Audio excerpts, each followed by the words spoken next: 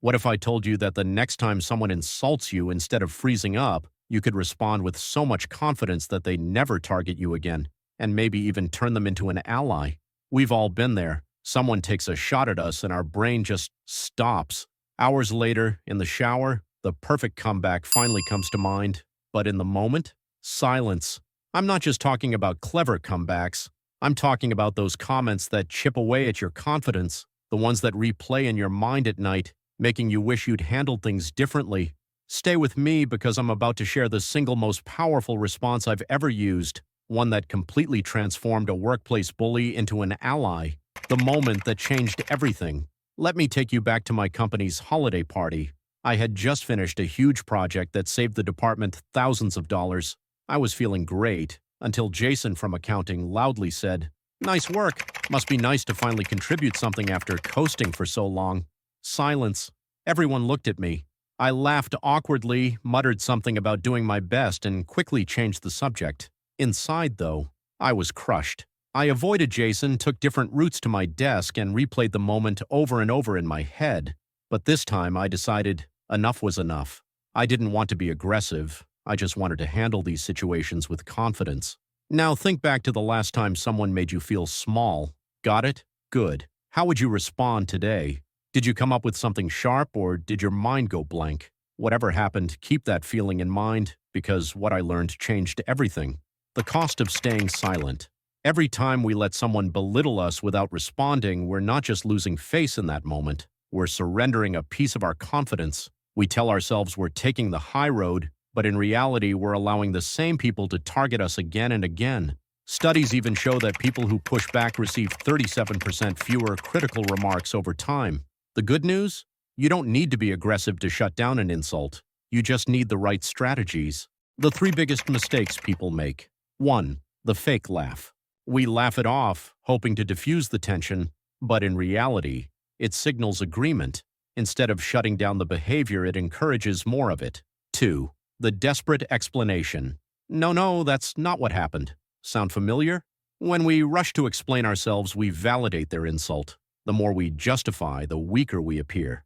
3. The frozen statue. This was my specialty, completely freezing up. Silence might seem dignified, but in reality it comes across as defeat.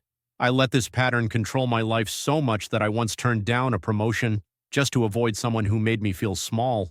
But when Jason took another jab at me 6 months later, I was ready. 5 strategies to handle insults with confidence. 1. The spotlight reversal. When someone tries to put you on the spot, don't defend yourself, flip it back on them. Them. Wow, you always have the weirdest opinions. You. Interesting. Coming from someone who hasn't shared a single original thought today, what's your take? This works because it puts them in the hot seat instead. 2. The calm mirror. This technique reflects their behavior back at them with poise. Them. Brave fashion choice today. You. Thanks for noticing. I love people who pay such close attention to detail. The key? Stay calm. No sarcasm. Just pure confidence. 3. The power pause. Silence can be your greatest weapon. When someone says something designed to embarrass you, try this. Make eye contact. Pause for 3 to 4 seconds. Raise an eyebrow slightly. Move on without responding. This sends a powerful message. Their comment wasn't even worth acknowledging. 4. The humor shield. Humor is disarming, but only when used correctly. Them. Surprised you're brave enough to share your ideas after last time. You. I'm full of surprises. Maybe you should try it sometime. This keeps the mood light while maintaining control. 5. The genuine question. Sometimes the most powerful response is simply asking a question. Them. You really think that's a good idea? You.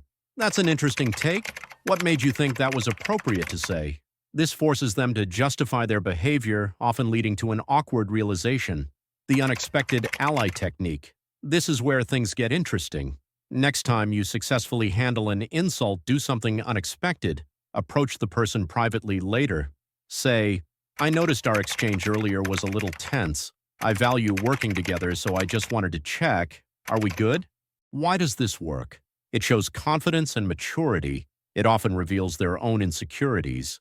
It positions you as the bigger person. I did this with Jason, and it completely changed our relationship.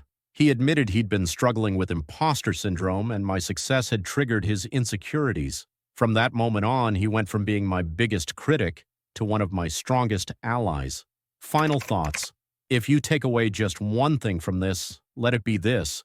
Confidence isn't about having the perfect comeback. It's about knowing you can handle anything with dignity. Now, I want to hear from you. Which strategy are you most excited to try? Let me know in the comments.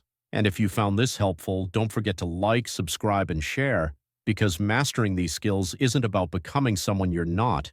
It's about becoming the strongest version of yourself. Until next time.